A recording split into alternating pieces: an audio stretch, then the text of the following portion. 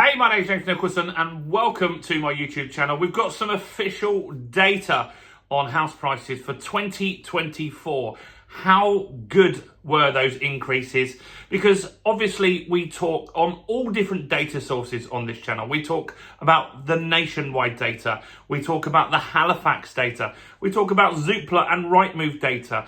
But there's nothing that's more accurate, and this is the official data from the Office of National Statistics. The Land Registry data has come out with what they see happened in 2024. It's interesting data, and we're going to go through all of that, what regions did the best, and also the types of property. How did they fare in 2024? So if you're new around here and you haven't done already, thanks to everyone that's subscribed in the last 2 weeks. We've had 2,000 new subscribers. We've gone from 33,000 to 35,000 subscribers, and now we're on the way to 36,000 subscribers. So make sure that you subscribe to the channel over there and hit that bell notification to get informed on all the latest that's going on in the property world. And let's make sure this video gets some views. How do we do that, you ask? Well, easy. You smash like, tickle like, do something to that like button. That really helps with the YouTube algorithm, and I appreciate everyone that takes a minute to do that. So do that right now. So the ONS, the Land Registry data. You can't argue with this one because this is the actual official data. I know people will still argue, but this is it. So this goes up till November. This is pretty much most of 2024 done now. And it's interesting, you're going to see very similar data to Halifax and nationwide here. So the Land Registry are saying that house prices on average across the UK are up 3.3%. Not bad.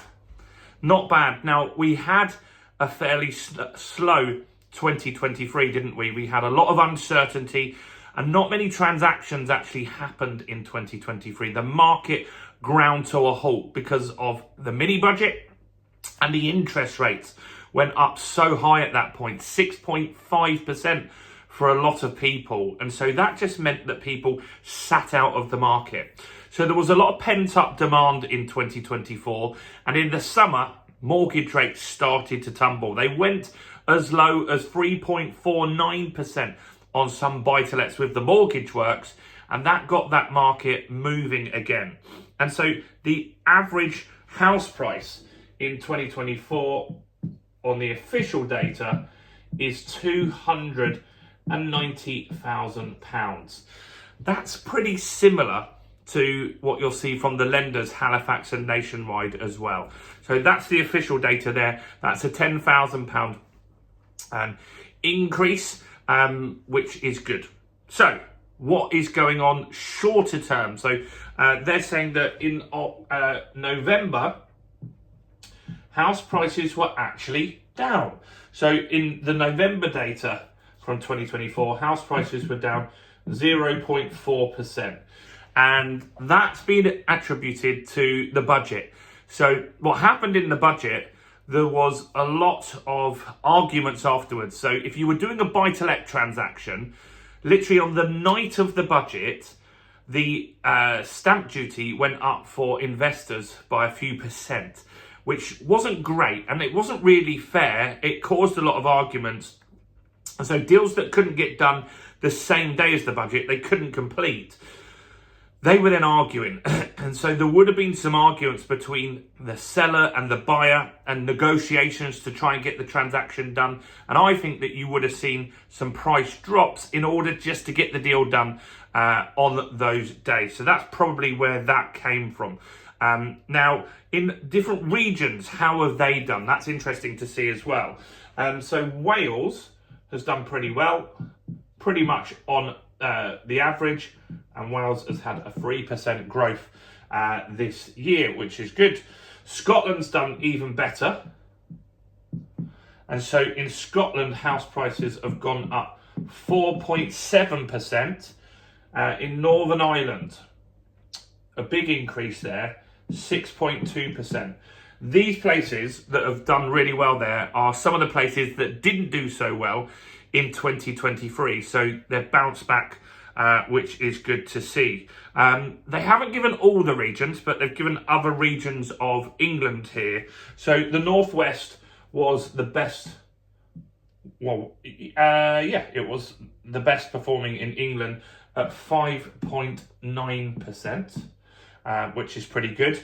How did the capital do? London, not great. Down. So house prices were down in London, but only a smidge.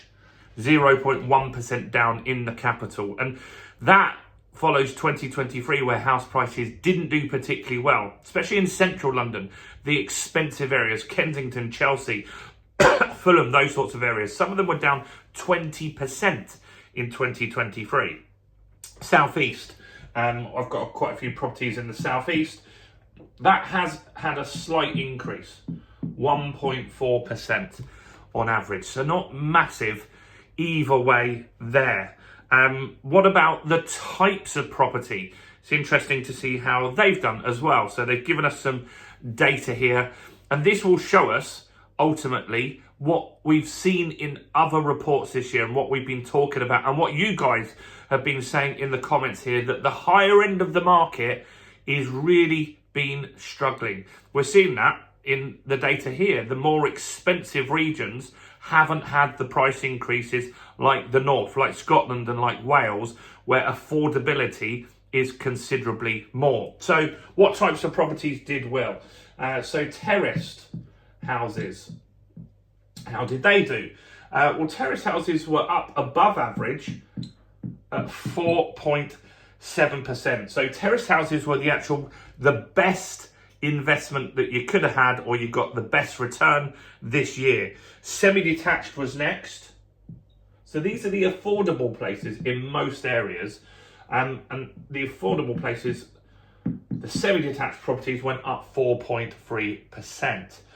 Flats. Now, flats are a difficult one. They don't often go up at the rate of other types of properties. Houses normally beat flats. And that's because you've got things like leasehold issues. We did have the Leasehold Reform Act passed in 2024. It didn't actually become an active law. We've got other leasehold proposals by Labour, but they promised them really fast and they've just slowed down considerably. But flats did go up for the year at 2.1%. And the worst performing type of properties were detached houses. And detached houses went up, but on average it was 1.5%. And that is what we've seen by commenting, you guys commenting on the channel. We've also seen it in the data. It's the more expensive properties that are suffering considerably in this market. People are downsizing because of more expensive mortgage rates, because of inflation, because of potential job losses in the future, and uncertainty as well. They just want more certainty, or they just don't need the size of property that they maybe did before. Now, these types of properties did do well in the pandemic because people wanted more space. They wanted gardens and all of that sort of stuff. But that has changed. Now we're in more normal times. So ONS data is always useful to see. You can't argue with it. It is the official data. Maybe they fudged the numbers a little bit, but the good news is if you've got a valuation, it's going to be based off this stuff anyway. So this is where your property will be there or thereabouts. Let me know in the comments what you think of this data. Do you think house prices are going to continue to rise in 2025? I've got a very interesting video that I'm probably going to be releasing on Sunday that could actually share with you why house prices could be set to absolutely surge, something I wasn't expecting to happen. So do look out for that. That's a reason to subscribe and check out all the other content on my channel, including this video right here.